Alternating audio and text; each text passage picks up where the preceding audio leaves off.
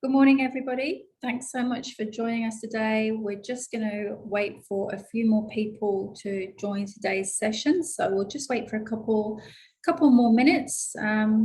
So just familiarize yourself. I hope you can all hear everything okay. And we'll just wait for a couple more minutes as we welcome everyone to the presentation today.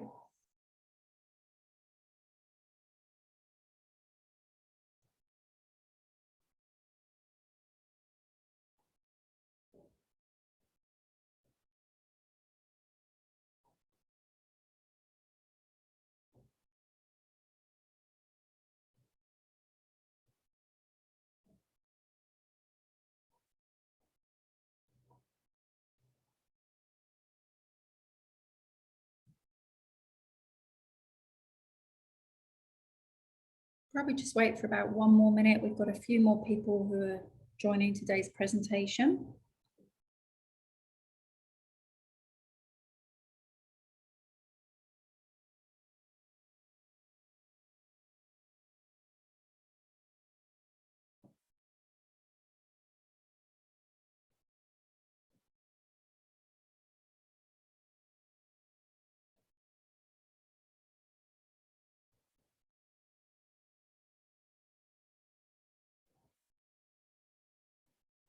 Okay, that's perfect. Well, thank you so much for joining me today for today's presentation. Today is the new access for small business owners and education session for rural financial counsellors.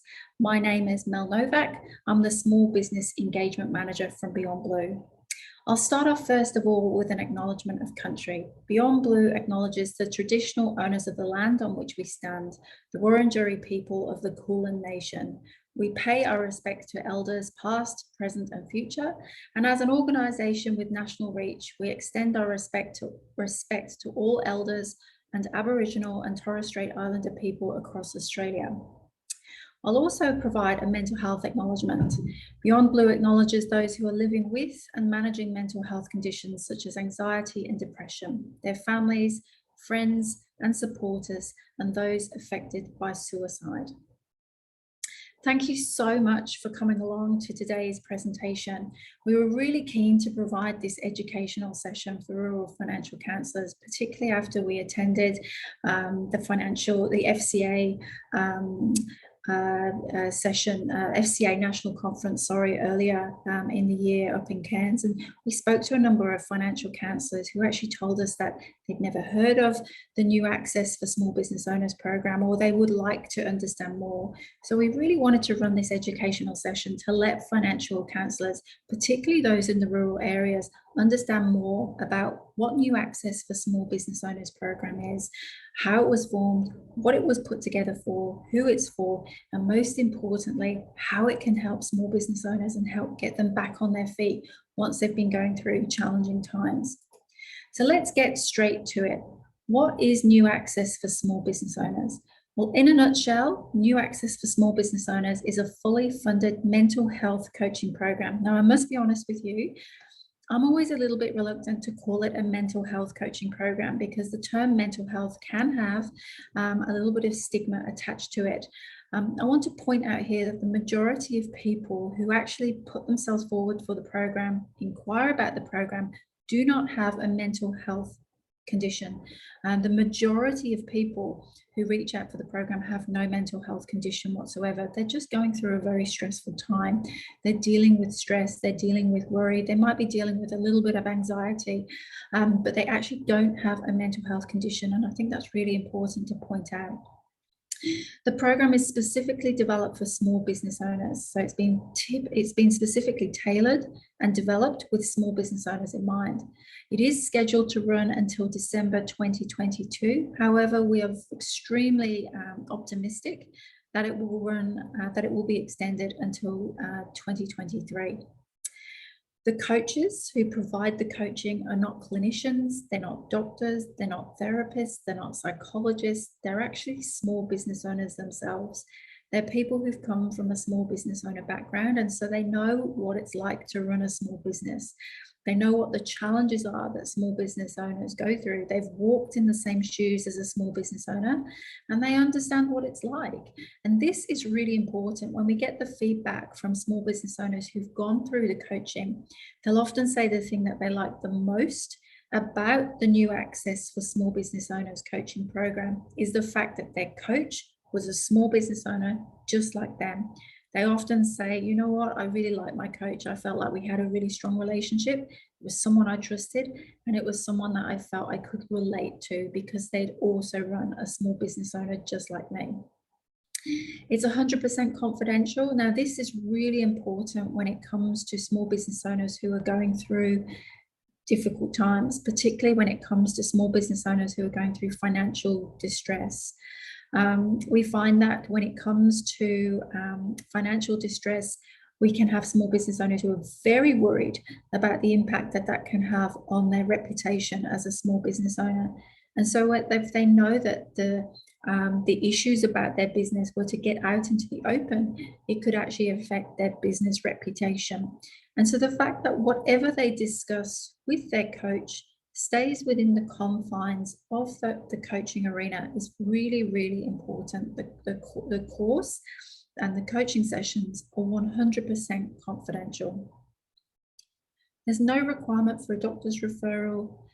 The sessions, even though they are run by coaches who are not clinicians, the sessions are clinically backed, and there are clinicians in the background who do oversee the program to make sure that the small business owners get the care that they need if required. All the coaches are trained and have clinical supervision, and this means that if a small business owner requires further care or needs to be stepped up, there is support available for them. And finally, the sessions are available nationwide, all over Australia. It doesn't matter where you're from, and we get people who want to participate from all over Australia. And the sessions are available by phone or by Zoom or by Teams, just like what we're doing now. Or you can call by video call between the hours of 8 a.m. and 8 p.m. Monday to Friday. So this means that the sessions are extremely accessible, really easy to log on to, and they can fit around a small business owner's schedule. So they can mix and match. They can find a time that will work best for that small business owner, whether that be picking a time that will suit with their clients and around their client appointments, or perhaps a time that will fit around their family commitments. So the coach will pick a time that suits best for the commitments and obligations that they have with their clients and their family. So the next thing I want to point out is, why did we pick small business owners? There's lots of vulnerable groups. Why did we pick a program that was specifically tailored towards small business owners? And the key reason for this is that small business owners are at a higher risk when it comes to mental health. And the first risk is time. A lot of small business owners, from research that Beyond Blue has done, looking at the risks that small business owners are exposed to, a lot of small business owners identified that even if they did realize that they had a mental health issue, or their mental well-being was suffering, because of the limited time that they had, they wouldn't seek help.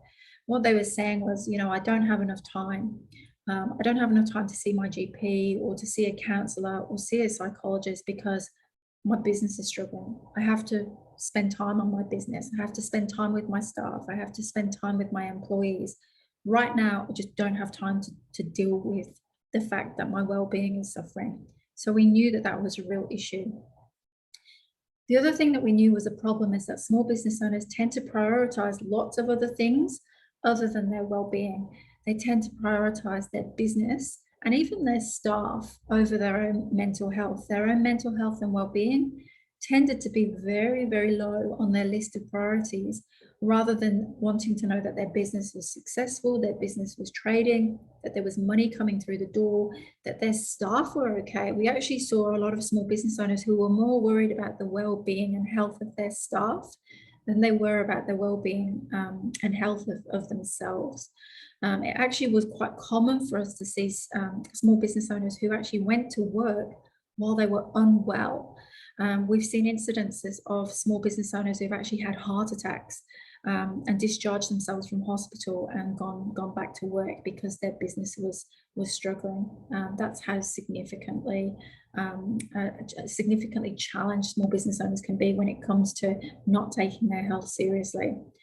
And finally was the issue of stigma when it comes to reaching out for help. And often this can be seen in the wider community as well. But when it comes to small business, there's this issue of success and how distorted it can be in the small business community.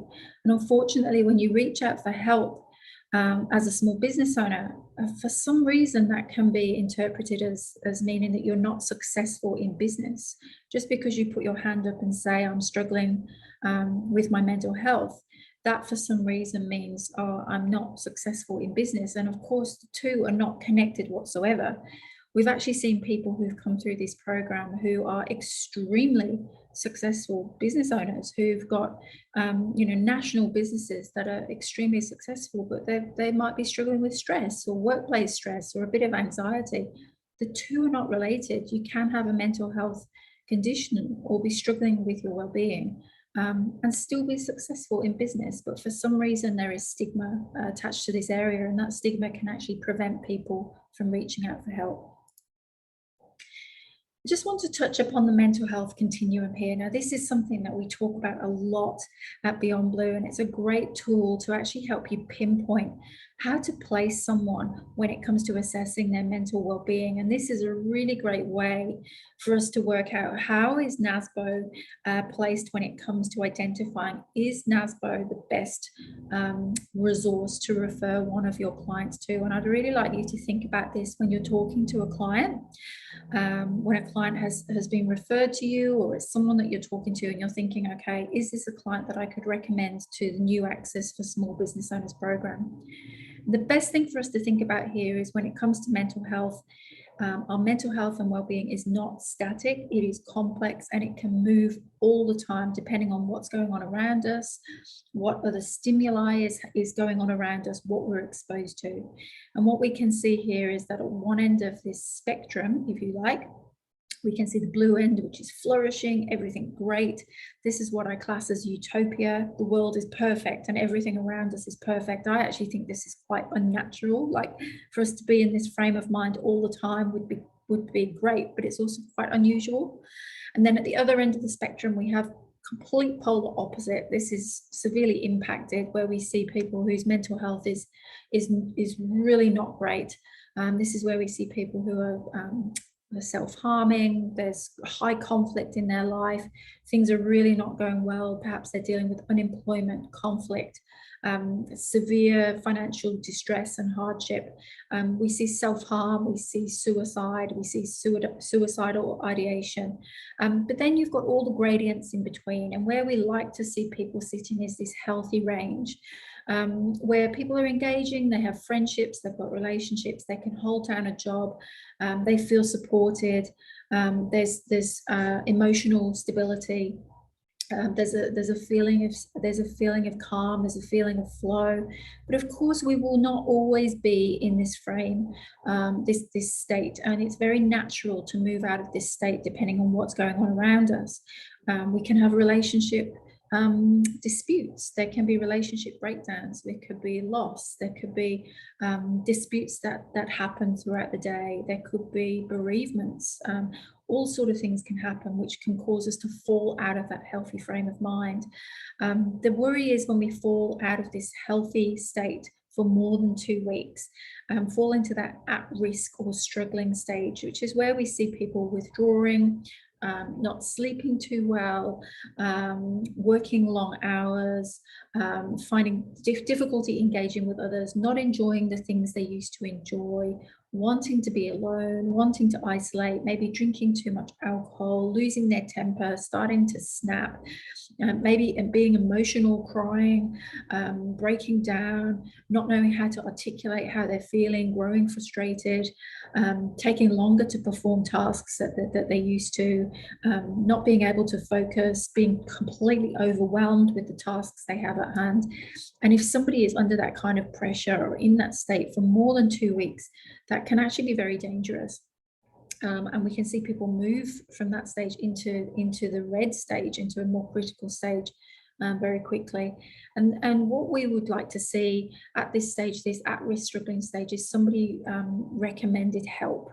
And this is what we call an early intervention stage. If somebody can be supported at this stage, this at-risk struggling stage, this is what we call an early intervention stage. If an early intervention strategy can be implemented at this stage, there is strong evidence that people can actually be moved back into the green very, very quickly with actually minimal effort. And the results, there's strong evidence that shows it can happen very quickly and be extremely effective. And this is where NASBO fits. If you recommend NASBO to someone who's at that yellow stage, they're just starting to slip out of the green, the wheels are starting to fall off, they're not feeling great, they're not sleeping, they're starting to disengage, the partner's starting to say to them, are you okay? You don't seem like yourself. Their friends are starting to say they're worried about them. Even themselves, they're starting to say, I'm not myself, I'm not feeling great. I'm tired all the time, I'm fatigued, I'm not feeling like myself, I'm not who I used to be, I want to get back to feeling like myself. All of those warning signs, those red lights are starting to give like a warning that things aren't how they should be. This is the right time to recognize those signs and recommend a strategy like NASBO. On the flip side, if you see a client who's saying, I'm considering suicide, I've attempted suicide, I'm self-harming, things have gotten too far, that is a crisis stage. NASBO is not recommended for someone who is at that stage. Unfortunately, things have got too far for someone who's at that stage, and a crisis support service should be recommended for someone at that stage. NASBO is not recommended for someone who unfortunately is at that red stage. It's recommended for someone who's at that orange to amber stage, at that at-risk struggling stage, and the results are incredibly strong to show that it's effective at getting people back into that green and healthy stage very, very quickly. So we look at negative thoughts, and this is really carrying on from what I said on the last slide. What are the sort of thoughts that people are perhaps saying to you when you see them that might trigger a referral to NASBO, where you're thinking, actually, maybe this is someone I could recommend to NASBO. These are some of the typical thoughts that people have when they come through the doors, when we see a referral coming through. They say that they're worried about their staff. A very common one, actually, is they say that they're struggling, but others are far worse off than me. This is very, very common. We see this almost like a survivor guilt. We see small business owners who say, you know, I've seen colleagues of mine who've lost their businesses, they've lost their homes, they've had to get rid of their staff, but I'm still trading, but I am struggling, but I almost feel like I shouldn't complain because I'm still trading. So there's this kind of survivor guilt, and it's like, it's okay, you can still reach out for help even if your business is still trading. Like, it's still okay for you to say that you're having a tough time. I can't get off social media, I'm worried about the future, I'm drinking more, I can't switch off, things just seem to be getting worse. You know, there's also a lot of talk at the moment about how COVID should be a thing of the past. We're meant to be moving on, but I'm still really worried about the future. We see a lot of small business owners talking about this at the moment, that they can't really plan because COVID isn't going away. They're still worried about staff, they're worried about reinfections, they're worried about restrictions coming back in with regards to COVID, and they're completely exhausted by it all. They're completely and utterly exhausted with COVID and the fatigue that comes with it, and having to plan around it, and then they don't feel like anyone really understands them, anyone has really heard them. We hear that a lot from the small business owners that we talk to, and that they often feel that they've just been forgotten about. So if you are dealing with small business owners who are talking to you like this, these are the typical things that we hear from people who come on board our program. So this is a great indicator for you that this would be a perfect candidate to recommend to NASBO. In terms of why small business, again, I'm sure many of you know this, but just to give you a kind of headline stats on why small business, there's so many small business owners in Australia. 97% of businesses in Australia are small businesses. 2.3 million. There's 2.3 million small businesses in Australia, and almost half of the Australian workforce work in a small business. The research that we did at the beginning of 2020 looked at the level of psychological distress in businesses within Australia. And what we found was that 25% of small businesses reported a high level of psychological distress. Interestingly, 36% of sole operators reported a higher level of psychological distress. So that just shows sole operators see more high level of psychological distress than small business owners. And I think that really tells a story about isolation, that being on your own, not having someone to talk to on a day-to-day basis, that connection in the workplace.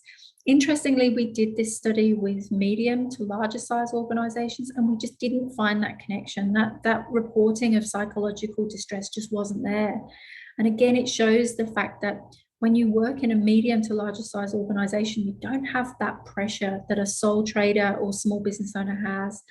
Sole traders and small business owners, they're carrying all the responsibility. There's no one to delegate things to. They're the payroll department, the marketing department, the HR department, the admin department. There's no one that they can pass on these responsibilities and roles to. They're carrying everything themselves. They're also working extremely long hours. They're dealing with that isolation. They're dealing with customer demands and competitors. There's significant cash flow issues, and there's issues with work-life balance. Something we hear again and again and again is this pressure of wanting to do a really good job and be there for your business, but also wanting to be a really great partner, husband, wife, parent, and feeling pulled, feeling tired, and feeling like you're failing, just feeling like you're not really being a great business owner, but also that you're not being a great partner, husband, wife, parent. And so overall, you just feel like you're lacking. And we hear that from a lot of business owners that come through the program. It's this overall feeling of not being good enough, and constantly trying to get where you want to be. So I know that as financial counsellors that you love to see data. So I thought I'd provide you with a little bit of data on the program on how successful it's been and what we're seeing so far in terms of who's coming through the program, where they're from, what story does that tell. So in terms of where participants are coming from, as you can see here, we've seen a lot of people from all over Australia. We've seen people come from every single state all over Australia. But in the main, we've seen people come from Victoria, New South Wales and Queensland. That might not surprise you. What I will say, first of all, is that at the beginning of the program, the majority of people came from Queensland, actually.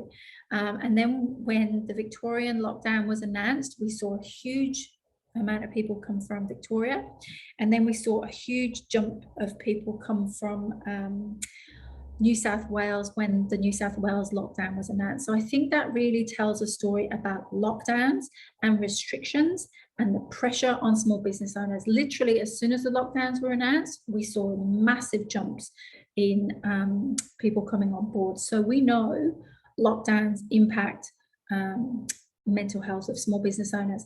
And we think that the reason why we've got such a high number from Queensland, even though Queensland hasn't really had the same impact of lockdowns, is because of the border closures and the impact in Queensland that the border closures have had on the tourism industry, because we've had a lot of people from the tourism industry in Queensland apply for the program. In terms of gender and age, it's mainly been female. So we've had about a 60-40 split, which might sound strange. It doesn't mean that there's more female business owners that are struggling over males. It's actually very common in a lot of programs that we have at Beyond Blue. We see more females apply than males. It's always about that 60-40 split, and it's more a case of women tend to display more help-seeking behaviours than men, so we do tend to see more women reaching out than men. And it's that 34 to 44 age bracket where we tend to see people reaching out, which is you know, I guess quite interesting. It's also quite interesting to see that 25 to 44 bracket And this is that younger kind of entrepreneur bracket who really don't have that financial backing of perhaps a home to, if their business has been unable to trade. They don't have generally a mortgage that they can draw down on, which perhaps an older business owner has. So they've really put all their money into their business. And if their business has been locked down and unable to trade, then they're really stuck. So we're starting to see financial distress coming through loud and clear. When people come through the program, we're hearing financial distress as a main reason coming through, particularly for those younger business owners.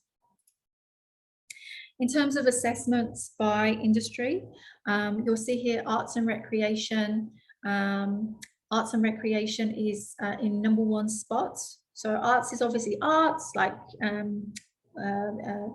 actors, artists, musicians, but don't forget it's also parks and recreation, it's also health, so it's all the gyms, personal trainers, so it's actually a very broad sector. Healthcare and social assistance is second on there, professional science and tech. Other, it's a catch-all criteria here. You might notice that tourism isn't listed on there. This is because we use the ANZIG measure. For some reason, they don't include tourism. My personal view is that other combines a lot of tourism. We all know how badly the tourism industry has been completely decimated because of COVID in Australia. And so my personal view is most people who were ticking other probably came from the tourism industry. We see retail, construction, accommodation and food. One thing that has been quite interesting is that we've perhaps seen a reasonable amount of male-dominated industries coming through, but the ones that you'll see perhaps the lower participating industries are more male-dominated, and we would like to see more male-dominated industries coming through. I just thought I would add this. This might be interesting for you to see. So this just shows the number of booked assessments in terms of people coming through compared to their industry's percentage of small business owners. So to give you an idea, arts and recreation account for 17% of our booked assessments overall as a program.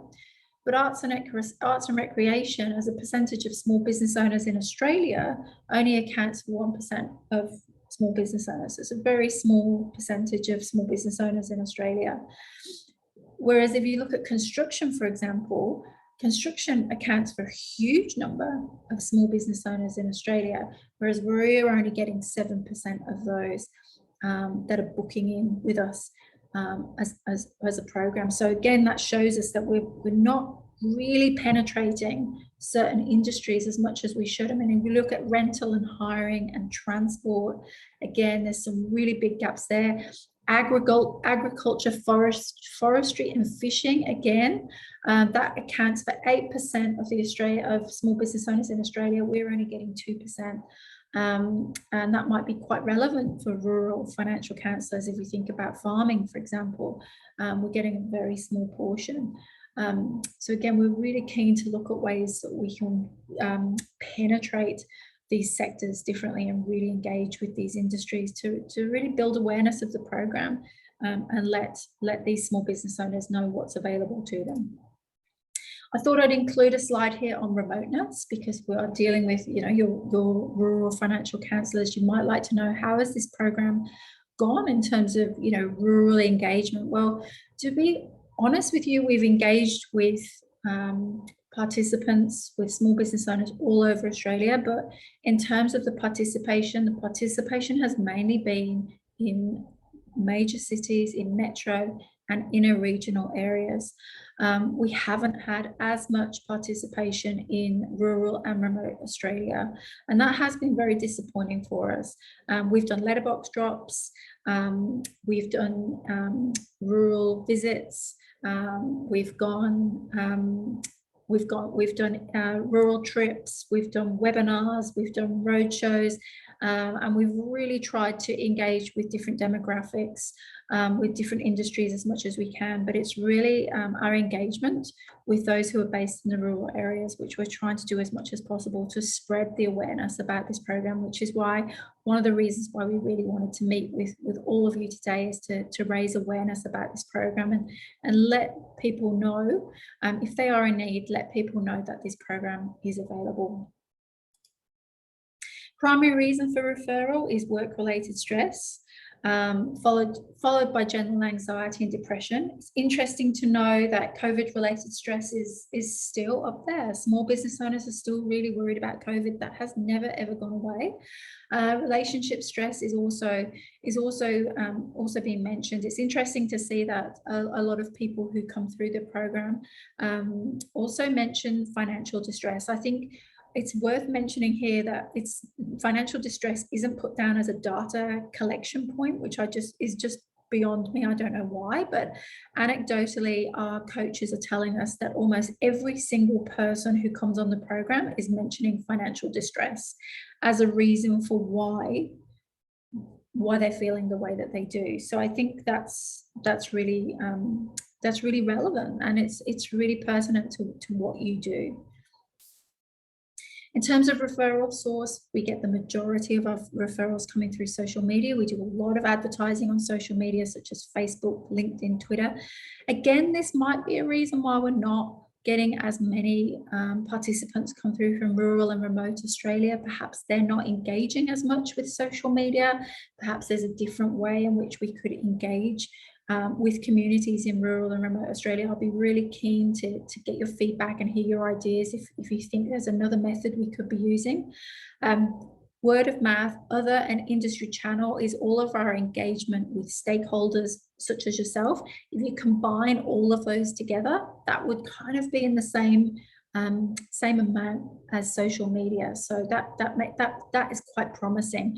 Word of mouth also equates to the number of people who are actually saying, I've done the program and I recommended it to another small business owner. We're actually starting to get a lot of small business owners who are coming through and saying, oh, I actually heard about it from my friend Bob, who's a builder, and he recommended, I was on a construction site with him and he recommended it, and so we're starting to get more small business owners recommend it to other small business owners, which is great. That's the best kind of referral we can get, and the more people who do the program, the more referrals we're getting, which is just fantastic. In terms of employees, you must have less than 20 employees in order to take part in this program. But what we're finding by far and large is that the majority of people who take part in this program are sole traders. We're really calling it a sole trader program. The gross majority of people who take part are sole traders. And again, it really tells a story of that isolation and that lack of connection. In terms of not converting, we have a lot of people who will call the number, they'll reach out, they'll say they're interested, and then when a coach goes to contact them, they don't ring back, they don't answer the phone, and we try 3 times and they just don't respond. So there's this high level of non-conversion, and we don't really understand what that is. We think, is it because they've just changed their mind? Things are not a priority anymore, they've got busy with work, they've just changed their mind for one reason or another. But we're trying to find ways in which we can change that around, and it might be that we send them a text message, or we send them details about their coach, or an email about the program during that period of time, that window of time after they inquire, because as you can see, there's 1,260 people who inquired and then just went quiet, and that's an awfully large number of people to just lose before we've had any interaction with them. In terms of the early outcomes, we've just got phenomenal results. High levels of participants who are saying, they had a fantastic outcome. The skills that they've learned throughout the program have not only helped them overcome the issues that they've had, but they're actually able to take those skills, those techniques, and those strategies to help them in the future. They're actually skills that they can use in their work, in their relationships, with their partners, with their family, with their friends, and they're able to take those skills with them and deal with stresses and strains when they happen in the future. They're skills that have helped them become more resilient, and more resistant to challenges when they happen in the future, which is just fantastic. We're having a high level of people who are saying that they would recommend the program to another small business owner, which is just great. I've included this testimonial here, which really talks about the language of the program and how it has been specifically developed for small business owners. And I think one of the most beautiful quotes I saw was a small business owner who said the way they felt coming into the program compared to how they felt when they finished the program was like comparing night and day. That's how differently they felt. That was how significant the transition was for them, which is just over 6 weeks. It's just 6 sessions, 6 45-minute sessions, which is so significant. It just shows how significant this program can be in such a short space of time. And I've always remembered that quote, and I think it just shows how powerful this coaching program can be for a small business owner. In terms of where to start, so if you are with a small business owner, through the work that you do and you're thinking, actually, I'm thinking about recommending new access for small business owners, I've just included some examples here in terms of how to start that conversation. And it can be as simple as something like, it has been a really tough time recently. There's been so much uncertainty. How are you feeling? Things are slowly getting back to normal, but it's still hard for so many. How are you traveling? I know that you've been through a lot. What can I do to help you? I know that there's a lot of stress and disruption in the industry. How have you been handling it? So it's all these open questions to get people talking about their feelings, get them talking about how they're handling the stress of the last 2 years and how has it been for them. Just get them talking. And then you can just introduce NASBO by literally talking about those bullet points on the second slide, which is, you could even say, I went to a webinar with Beyond Blue, heard about the NASBO program. It's free. The coaches are small business owners themselves. It's available online. It's completely confidential. It's accessible. You can dial in via Zoom. It's just got 6 sessions. The results are amazing. People are saying that it's completely changed their approach to dealing with stress and dealing with, it's given them coping, giving them more skills to cope with resilience during stressful times. You can just tell them the facts of the program, and it's just about giving that opportunity to talk, and then gives you an opportunity to position the NASBO program. So what happens after referral? Once you have referred the program, given the participant the details of the program, whether that's the website, whether it's the telephone number, or whether it's the servicing provider details, then they'll go through intake. So if they call the number, go on the website, whatever it is that they need to do, they'll go through to the intake team who will take their details.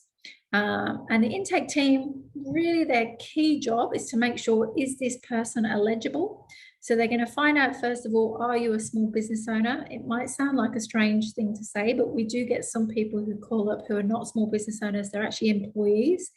You have to be a small business owner, unfortunately, to take part in this program. We're also going to make sure that you are a small business owner. So they'll be asked, do you have less than 20 staff? Tick, that's great. The other thing that they're going to ask is, are you Australian? You have to be an Australian small business owner. And then the other thing they're going to ask is, are you currently, are you seeing a mental health practitioner at the moment for a mental health condition? And now this might sound like a strange criteria, but the reason for this is if the participant is currently on a mental health care plan or is seeing a mental health practitioner, such as a psychologist or a counsellor, they're not going to be able to take part in the program. And the reason for this is that the program includes, the program is based on a cognitive behavioural therapy model.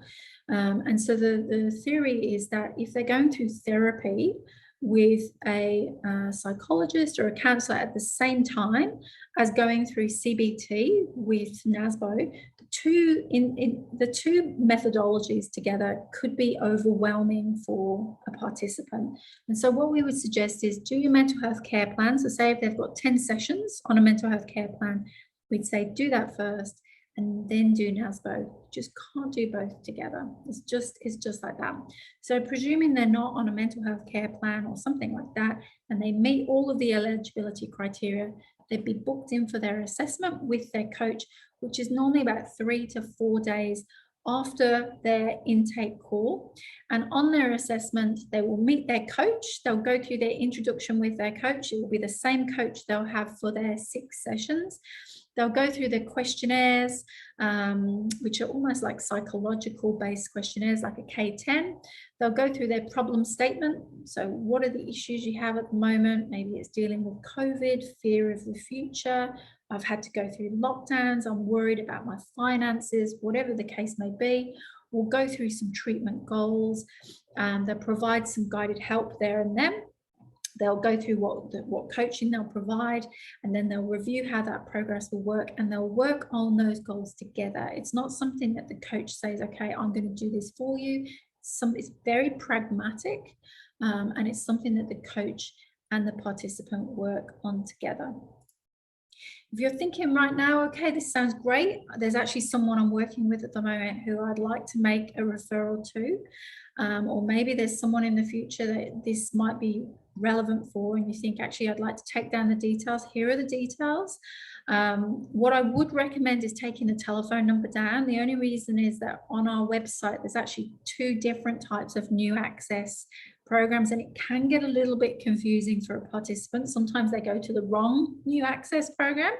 So I would actually just give them the telephone number. It's nice and easy. It's just 1300 945 301. If they ring the number, it goes straight through to the intake team, and they'll be on the phone to an intake team member. It's nice and simple. So you can either give that number directly to the participant, or you can call the number while you're with the participant, and you can guide them through the call. And it's really a very simple process. So thank you all so much for your time today. I'm now available to answer any questions that you might have. I've had one so far that's come through. Oh, I've had a few come through. Thank you so much for my little helper in the background. So I've had a question that's come through, which is, what engagement is there? Oh, sorry, no. Would the reason for the arts and recreation be the highest due to the lockdown restrictions when they couldn't trade? Yes. I think the reason for that is definitely because of lockdown. So when arts and recreation has essentially been the #1 spot since from the very beginning of the program, and I think it's 2 reasons. I think it's because of lockdown, and I also think it's because arts and recreation should really ideally be 2 separate sectors. It should be arts and recreation. I think the fact that it's 2 sectors combined into one is that it's actually a higher number than it should be. I also think a lot of people are ticking other, that is tourism, and I think a lot of people who are in tourism are also ticking accommodation and food services. So I think tourism overall is probably higher than what it looks. I hope that answers that question. The other question that I've had here is,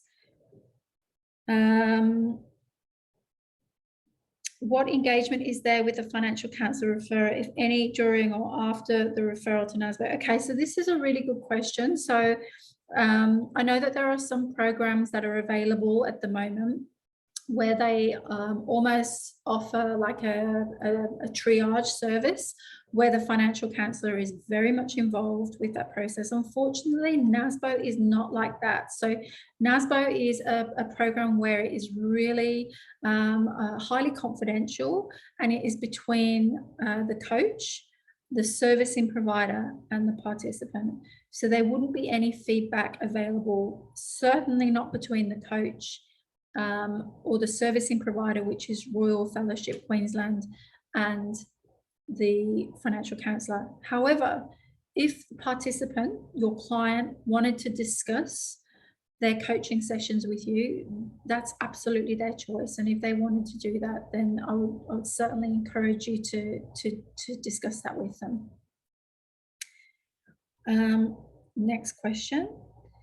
From first inquiry, what is the time frame counsellor engages, first phone call. Okay, so from intake, so it's so if a call is made, 48 hours to when you receive your intake call, and then we currently have about 3 to 4 days before your first assessment, and then you will have your coaching sessions on a weekly basis. So if you called up today, your first call was today, in 48 hours, you would have your intake call, which is where you check for eligibility. Then in 3 to 4 working days, you'd have your first assessment with your coach, which is your first assessment. That's normally about 1 hour. And then in a week's time, you'd have your first coaching session. And then you have a coaching session every week. So you have 5 coaching sessions. So it's 6 sessions altogether with a coach, but 5 of them are coaching sessions. Okay, got lots of questions here. Question 4, is it just Australian citizens? Is it just for Australian citizens, or can it be an Australian permanent resident? What about an Australian resident for tax purposes, i.e. New Zealand business owner, for example? Okay, so it has to be, it can be an Australian citizen, obviously 100% yes, and it can be an Australian permanent resident, yes, and it has to be an Australian business, so it can't be a New Zealand business. I hope I've answered that question. So it can't be a New Zealand business. So it could be definitely an Australian citizen, or an Australian resident, and an Australian business. I hope I've answered that question. What kind of time investment is the program on average? So it's 6 sessions. So you've got your intake call, which takes about half an hour, and then you've got 6 sessions. Your first session is your assessment, which is about 1 hour, and then after that you've got 5 sessions. Each one is held on a weekly basis, so it's 1 per week, and each session is about 45 minutes. Question 7, just wanted to clarify that farmers are eligible for this service. Just wanted to clarify that farmers are eligible for this service. Yes, they absolutely are. There's no industry that is excluded. Every industry is included in this, and we would love more farmers to apply. Are they classified as small business? 100% they are. Generally, our farmers have 0 to 2 employees. So would that be eligible from this perspective? 100%. We really would love more farmers to take part. We tend to find a lot of farmers don't consider themselves to be small business owners. And we really are disappointed that we don't get as many farmers apply for this reason. Also, a lot of sole traders don't apply because they think there's a difference between small business owners and sole traders. And because the name of this program is small business owners, sometimes it can put sole traders off from applying. So just to confirm, we see this program is for small business owners and sole traders, and for people who are farmers who run their own family business. They can 100% apply. As long as they've got less than 20 staff, they can apply. More questions. Thank you for all being so involved. I really appreciate it. Given that we are rural financial counsellors, is there a similar program for primary producers? I'm so sorry, I don't quite understand that question. Perhaps you can ask that question again and just clarify exactly what you mean.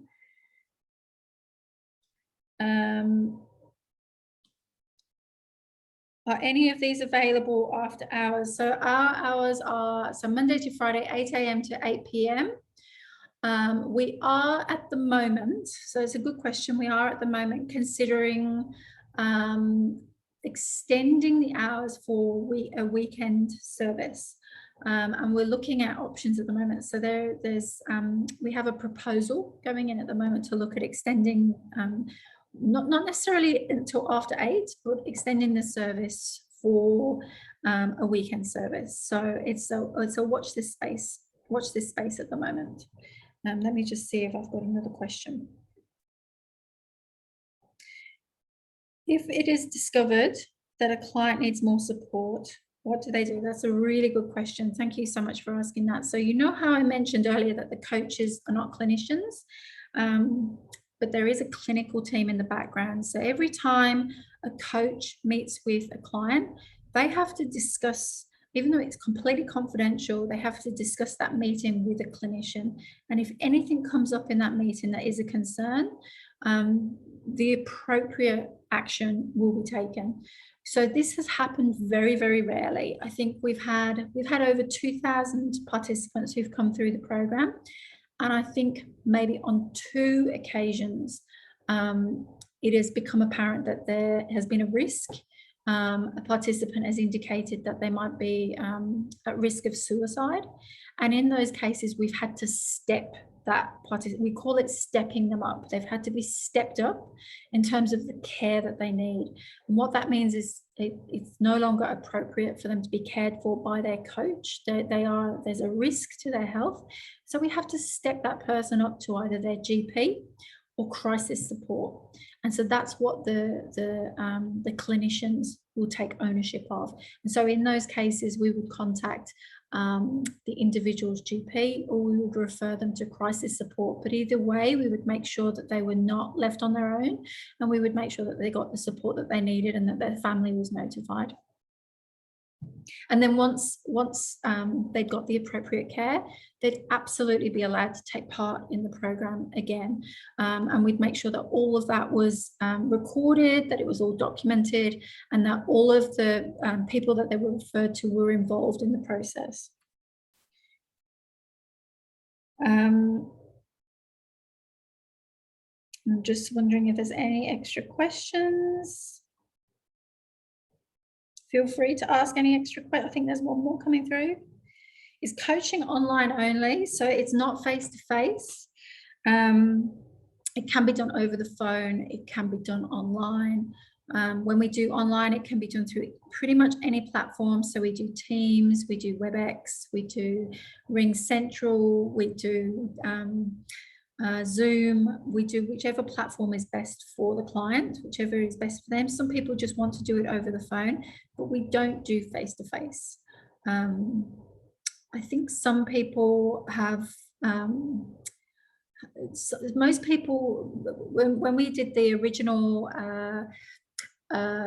planning and development of the program, because small business owners are so time poor, it was decided that they would prefer it to be online and have the use of technology to make it online and virtual, rather than have a face-to-face program and have premises that a small business owner would actually have to leave their workplace or leave their home to go and visit someone. They preferred having the flexibility of knowing they could log on or just pick up their phone and speak to their coach. It just made it much more accessible.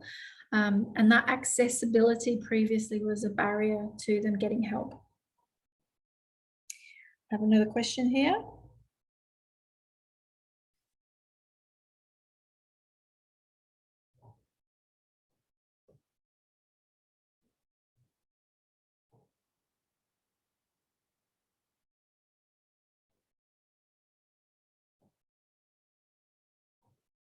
Okay, sorry. I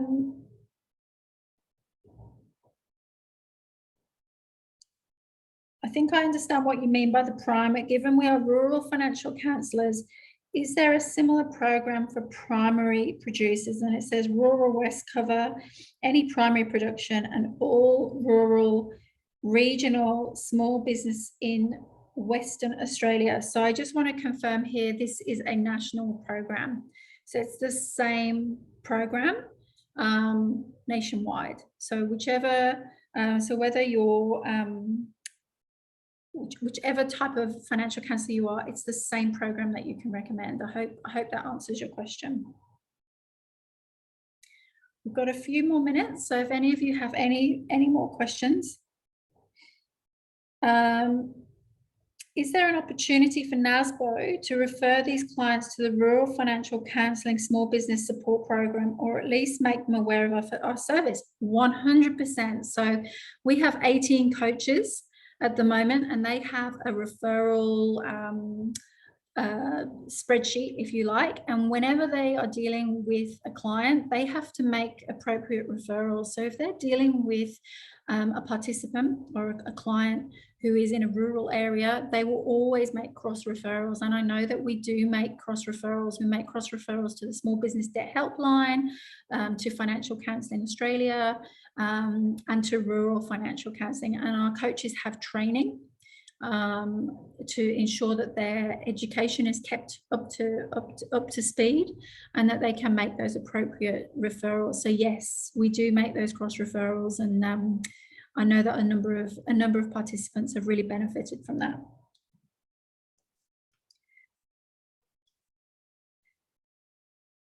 Are cafe owners with over 20 part-time staff eligible? Unfortunately not. You need to have less than 20 staff in order to take part.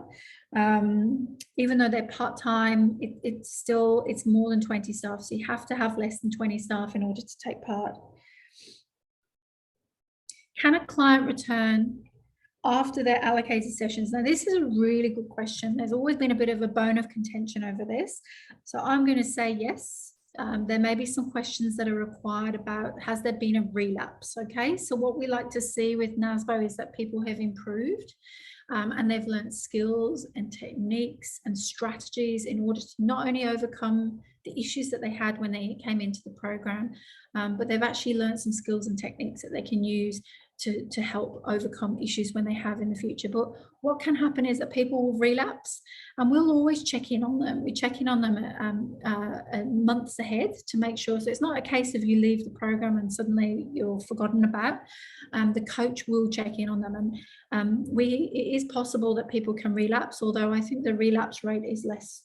I think it's less than 5%. The rate of recovery and long-term recovery is phenomenal. But if we see that someone has relapsed, we absolutely would offer them the opportunity to come back. Yes.